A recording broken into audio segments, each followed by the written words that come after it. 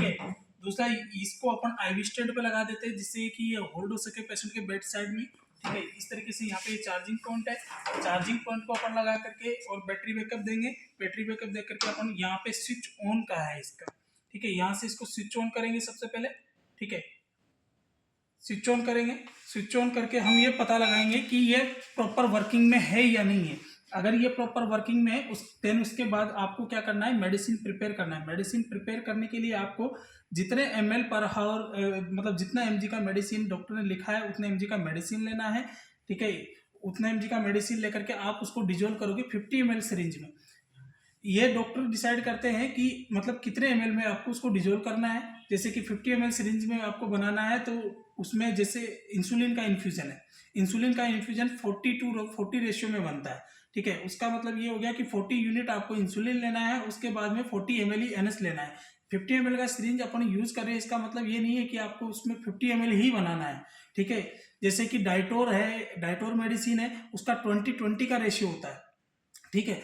20 mg आपको क्या लेना होता है, डाइटोर लेना होता है, और 20 ml NS लेना होता है। टोटल 40 ml का मतलब 25 ml का उसका इन्फ्यूजन बनता है। तो इस तरीके से अलग अलग प्रकार के इन्फ्यूजन अपन बनाते हैं, ठीक है। इसमें अपन दो प्रकार की सिरिंज इसके अंदर लगा सकते हैं, दो प्रकार की सिरिंज इसके अंदर फिट बैठती है, एक तो 50 ml का सिरिंज, एक 20 ml का सिरिंज। दो ही प्रकार का सिरिंज इसके अंदर फिट बैठता है। तो अपन इसमें अपन डोपामिन का इन्फ्यूजन बना रहे हैं, तो डोपामिन का इन्फ्यूजन 5 ml का इन्फ्यूजन इंजेक्शन आता है, और इसके अंदर 45 ml अपन ने नॉर्मल सलाइन लिया है। तो टोटल 50 ml का इन्फ्यूजन अपन ने बना दिया है। अब इसको स्टार्ट करेंगे अपन पेशेंट के ऊपर। तो सबसे पहले इसको सिरिंज को सेट करना होता है। यहाँ पे इस तरीके से अपन सिरिंज को सेट करते हैं। सबसे पहले यहाँ उधर सेट नहीं करना है, उधर बाद में सेट करेंगे। सबसे पहले यहाँ फिट करना है सिरिंज को, इस तरीके से इसको बाहर की तरफ खींच करके और ऐसे लगाना है। तो सिरिंज होल्ड हो गया है। उसके बाद में आपको पंप को सेट करना है, इसको पंप बोला जाता है। पंपिंग का काम इसमें ये वाला पोर्शन करता है। तो इसमें आप इस तरीके से पंपिंग लगा दो। पंपिंग लगाने के बाद में आपको ये जो ड्रग है कि कितने ml पर आवर देना है, ये डॉक्टर साहब ने जिस हिसाब से लिखा है, या अब उस तरीके से अपन यहाँ पे सेट करेंगे। तो सबसे पहले अपन मोड बटन दबाएंगे। मोड बटन दबाने के बाद में अपन को यहाँ पे 0 ml, देखो 50 ml का सिरिंज अपन ने लगाया है।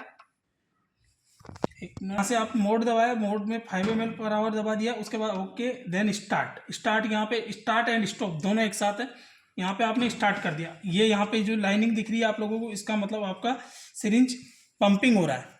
और यहाँ पे आपने जो 5 ml पर आवर स्टार्ट किया है, इसका मतलब रेट इसका ये R दिख रहा है आपको, रेट का मतलब है 5 ml पर आवर की रेट से ये इन्फ्यूजन सिरिंज पंप काम कर रहा है।